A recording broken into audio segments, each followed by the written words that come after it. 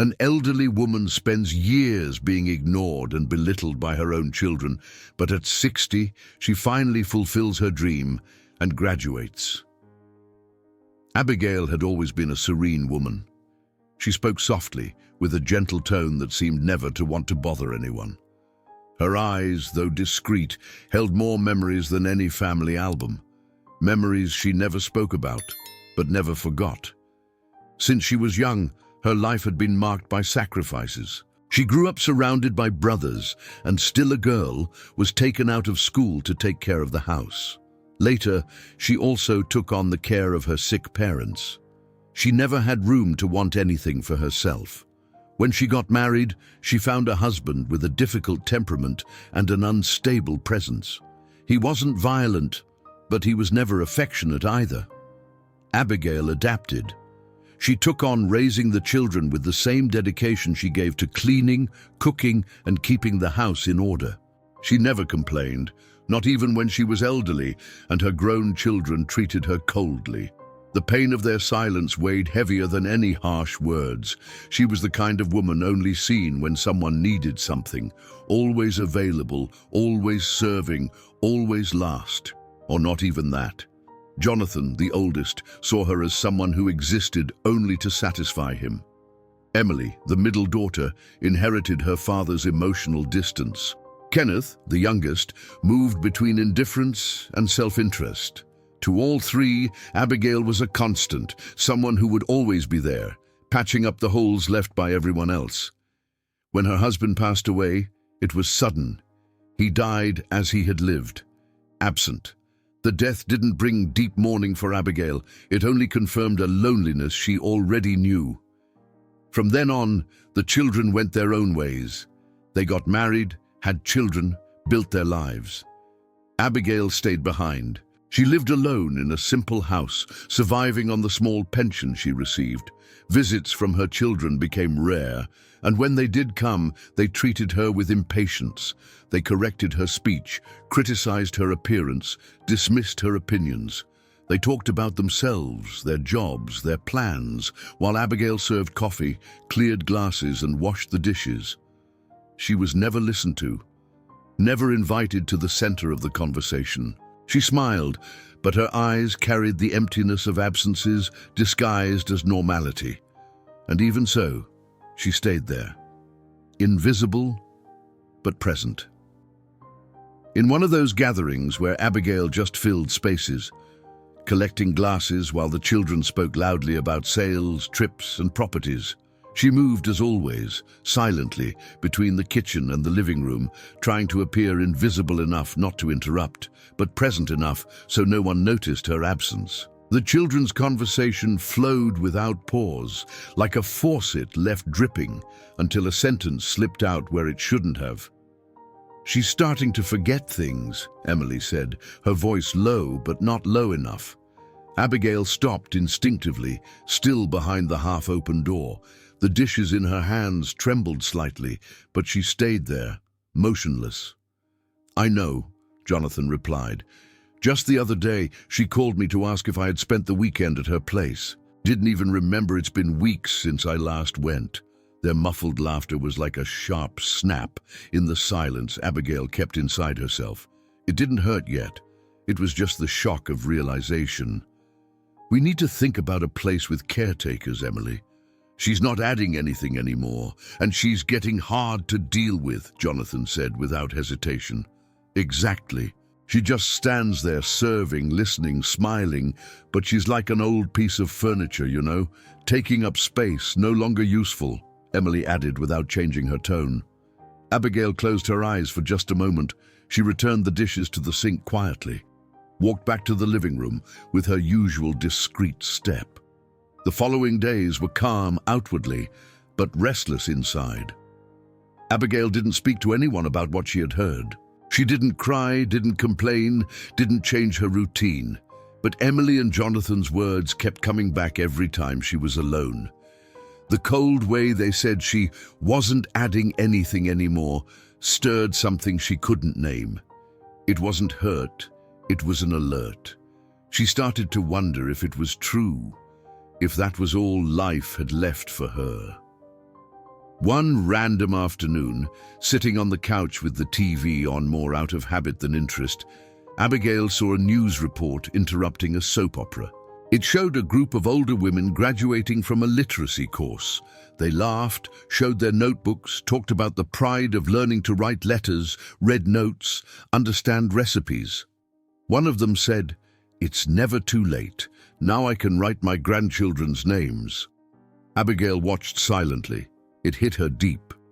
She got up slowly, went to the bedroom, and took out an old notebook she'd kept since her youth. The pages were yellowed, with crooked letters and half-finished sentences. She remembered the time she dreamed of studying before being called to care for the house and her parents. She sat back down on the couch, notebook in her lap, and there she understood what she had to do. It wasn't to prove anything to anyone. It was for herself. The next morning, she left without telling anyone. She carried the notebook in her bag, walked to a community center where she remembered Shirley, a friend from youth, worked. She wasn't sure if she would still be there, but she had to try. She found Shirley in a small space, helping other older women fill out forms. Her face was more aged, but the smile was the same. "Abigail, I can't believe it. Is that you?" Shirley said, eyes wide and a smile spreading on her face. "How many years?" Abigail approached slowly, smiled lightly, in no hurry to answer. "More than I can count off the top of my head. But I recognized you as soon as I came in." "You look just the same," Shirley said, emotional. "The hair, the calm way. What a joy to see you. What brought you here?" Abigail looked around as if searching for the right words. She held her bag with both hands, like she was carrying something important. "I came because I wanted to know if there's still time, to study, to finish what I left unfinished." Shirley stared at her for a moment, as if needing to confirm she'd understood correctly. "You want to go back to school?" Abigail nodded. "I do, always wanted to, just never thought I still could." Shirley's smile grew wider, full of pride now. "Of course you can. And you came to the right place." Shirley pointed to the adult literacy program. Abigail listened quietly to all the instructions, nodding her head. She told no one in her family.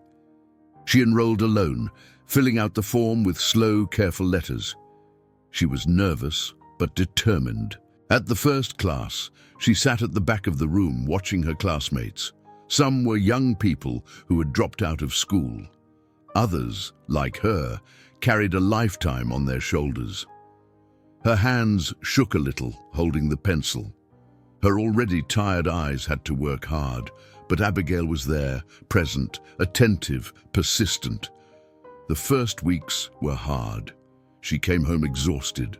At night, she sat in the same corner where she spent hours sewing for her children, and under the dim light of an old lamp, she redid exercises, wrote down doubts, practiced handwriting.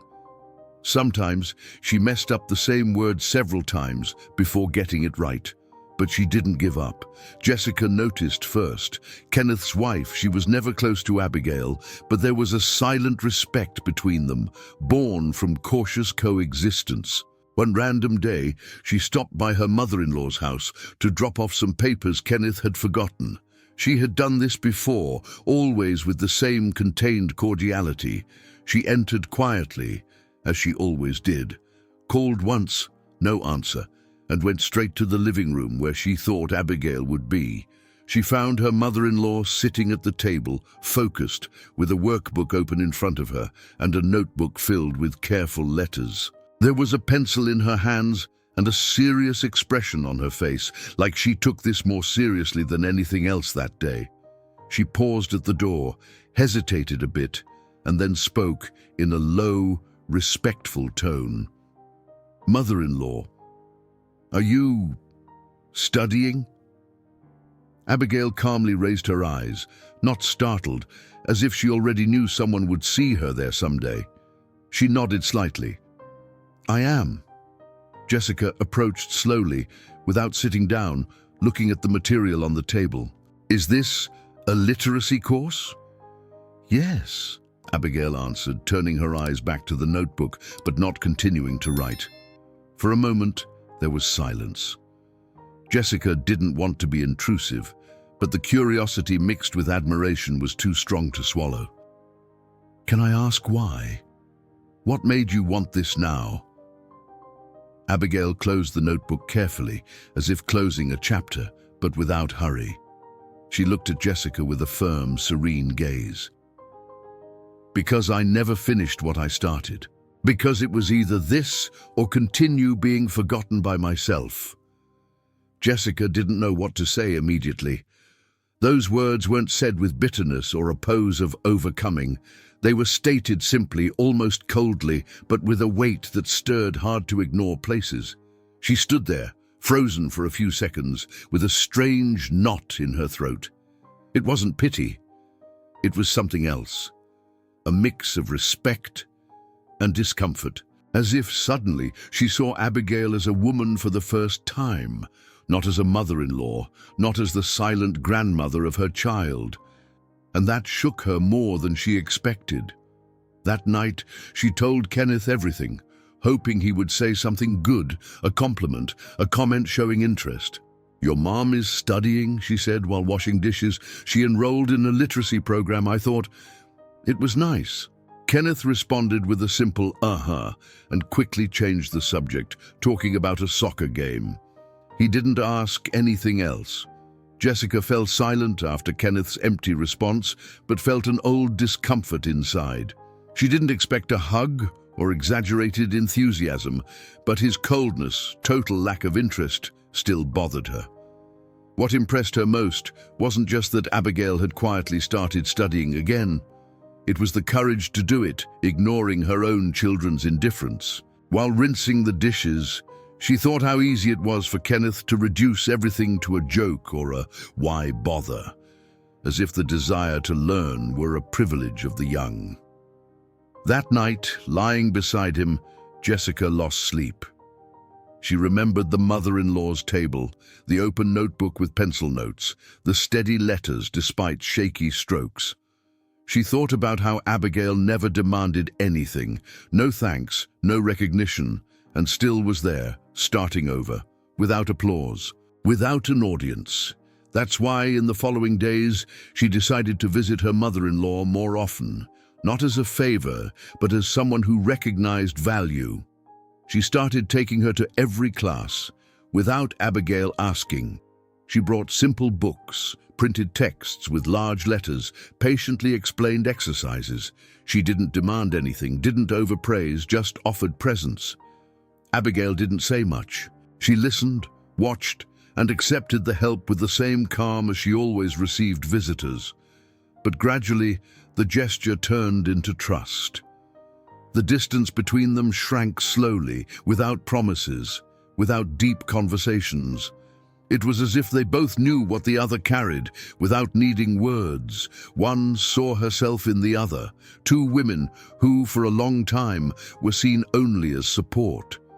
Jessica was the one who told Christopher about his grandmother's studies. Christopher was her son with Kenneth. He was in the kitchen eating cereal and scrolling on his phone when she mentioned it casually, as if just throwing information into the air. "Your grandma went back to school." Christopher looked up, curious. "Really? Studying what?" "Literacy. She enrolled by herself, taking it seriously. Notebook, workbook, exercises, all in order." He frowned. "But why? Now?" Jessica wiped her hands and spoke slowly. "Because she never had the chance. She always took care of others. Now she's doing it for herself." Christopher stayed quiet, but it stuck in his head. He started remembering the times he saw his grandma silently, serving the table, collecting plates, smiling unnoticed. He realized he'd never stopped to ask anything about her, never knew if she liked to read, music, stories. And now she was studying, alone, without applause. That affected him more than he expected. The following week, when Jessica said she couldn't take Abigail to class, he offered. "I'll take her," he said, putting down his phone. At first, That was all. He took her and waited outside. Went in quietly, came out quietly. But over time, he started to observe. He saw his grandma sitting among the other students, back straight, fully focused on what the teacher said. She took notes despite difficulty, asked when she didn't understand, didn't give up. One day, leaving class with her, he said, "You're different than I thought, Grandma."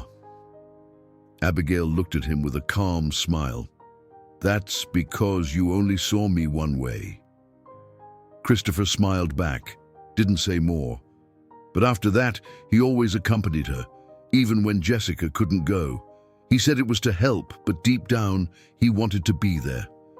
The bond grew quietly, without big talks, without explanations. A simple connection, made of respect. Christopher started seeing Abigail for real, and she, for the first time, felt she wasn't just noticed, she was recognized. But while Christopher discovered his grandmother as someone beyond a servant, Jonathan and Emily went on with their routines, oblivious to everything happening outside their own self-centered world. They both knew Abigail was alive, at home, as she always was, and for them that was enough. They didn't ask, didn't visit, didn't call with real interest. Until, months later, the news that she'd gone back to school reached them through casual comments from acquaintances, and their reactions were predictable. "Studying? For what? Taking college entrance exams now?" Jonathan said, laughing loudly while telling Emily during a Sunday lunch. "That's just old folks being bored," she replied, rolling her eyes. "Just wants attention, probably. Copying letters in a notebook all clumsily like it's something cool. She should be thinking about taking care of herself, not playing student," Jonathan added disdainfully. "She's gonna end up embarrassed." Their words were cold, like commenting on a stranger's mistake, not a mother's decision. And the news reached Kenneth days later, disguised as ironic concern. "Did you see what they're saying about Mom?" Emily told her brother, in a tone mixing criticism and warning. "She's gonna be a joke. She already is." Kenneth, as always, didn't know how to react. He felt exposed, pressured, didn't know if he agreed or should defend her, so he did what was easiest, tried to convince Abigail to stop. "Mom," he said during an afternoon visit, "I heard about this studying thing, and look, I don't know if it's the best idea. People talk, you know." Abigail looked at him calmly, gently closing her notebook. "Talk about what?" "About you. They say you're exposing yourself, that you don't need this now, that it looks strange." She didn't reply, just adjusted the pen on the table and got up to serve coffee, as she always did. Kenneth's words didn't hurt. They only confirmed what she already knew. None of her children really knew her. "Mom, I'm just trying to protect you," he insisted, embarrassed. "You've done so much already. You don't need to prove anything to anyone." Abigail stopped at the kitchen door, looked at her son with peaceful eyes, and said simply, "Kenneth, I'm not doing this for anyone, much less for you." He didn't respond, just lowered his eyes, uncomfortable. She kept going to classes, kept studying, kept resisting. Every lesson learned was like reclaiming a piece of herself left behind on the way. Over time, she became one of the most dedicated students in the program. She was punctual, committed, and paid attention to every explanation as if it were the only chance to understand the world. When she was told she would participate in the program's graduation ceremony, Abigail received the news quietly, but her eyes sparkled. It would be the official completion of her studies, recognition of all her effort. Jessica, upon hearing, hugged Abigail firmly. "It's going to be beautiful and you'll be ready," she said confidently. "I don't want to embarrass myself," Abigail replied. "You won't," Jessica said back, smiling. In the following weeks, the preparation became part of the household routine. Jessica helped with the presentation, patiently reviewing the texts. Christopher made posters, making sure the letters were legible and neat. Abigail practiced every day, rehearsing reading aloud in front of the living room mirror. "You're going to read all that out loud?" Christopher asked, holding one of the papers. "If I don't run out of breath, yes." "You'll do great, Grandma. You're ready." "You already won the hardest part." On graduation day, the room was full. The students' families filled the cramped chairs, many standing, others holding phones to record the moment. Christopher and Jessica arrived early, helped organize the space. Kenneth showed up a few minutes before it started, arms crossed, not knowing where to stand. He seemed out of place, but was met with the same discreet kindness as always. Abigail was called to the stage and walked calmly. She wore a light blouse, her hair carefully tied back. She held the diploma like she held a piece of her own life. When the presenter asked her to say a few words, there was a brief silence. She took a deep breath, looked at the audience and began, her voice steady. "For many years I was forgotten, not because I hid, but because I wasn't seen. I was the one who served coffee, who cleared plates, who smiled in the back of the room. But I also dreamed, and dreaming has no deadline." The room remained silent. Some people already had tears in their eyes. They told me it was too late, that it was ridiculous, that I had nothing left to add, but I didn't study to prove anything. I studied to remember who I am, and now I remember. The applause started timidly, then spread. The room gave her a standing ovation. Jessica cried silently. Christopher wiped his eyes on his sleeve. "Congratulations, Grandma," he whispered when she got off the stage. "You are giant." Abigail just hugged him, a short, firm hug full of all that was never said. After graduation came the formal gestures. Kenneth, visibly uncomfortable with the attention the moment got, offered a vague invitation. "If you want, you can come live at my place. There's room." Emily called days later, more out of obligation than affection, suggesting the same in a rehearsed, emotionless tone. Jonathan sent a brief message praising their mother's effort and took the chance to suggest a retirement home with better facilities if she wanted something more practical. Abigail thanked them all, but she declined. She preferred to stay in her small house, now renovated with help from Jessica and Christopher.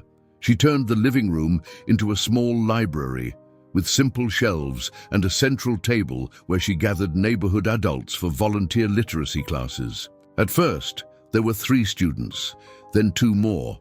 Over time, she became a reference in the neighborhood. Someone told her story to a local newspaper.